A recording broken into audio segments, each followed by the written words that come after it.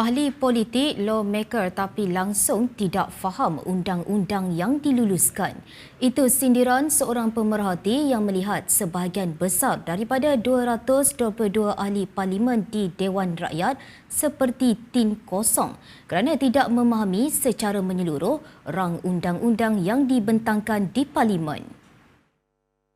Dakwa pemerhati, kebanyakannya ahli parlimen hanya mengangkat tangan untuk menyokong atau membantah sesuatu usul berdasarkan arahan parti tanpa membuat penelitian mendalam terhadap kandungan sebenar undang-undang tersebut. Tegasnya, keadaan itu menyebabkan Dewan Rakyat dilihat gagal melahirkan perbahasan berkualiti apabila majoriti pemimpin hanya mengikut pendirian parti masing-masing tanpa memahami kesan jangka panjang sesuatu dasar. Tambahnya, peranan ahli politik semakin tersasar apabila mereka dilihat lebih cenderung meluluskan sesuatu undang-undang yang memberi kelebihan kepada diri sendiri berbanding memikirkan kepentingan awam. Pemerhati berkata demikian ketika mengulas kenyataan pensyarah di Fakulti Ekonomi dan Muamalat Universiti Sains Islam Malaysia, Profesor Datuk Dr. Muhammad Mustafa Muhammad Hanifah mempertikaikan keadilan skim pencen ahli politik apabila wakil rakyat boleh menerima pencen dalam tempoh singkat berbanding penjawat awam yang perlu berkhidmat puluhan tahun. Pemerhati menjelaskan kewujudan skim tersebut bermula apabila Akta Ahli Parlimen Kurungan Saraan 1980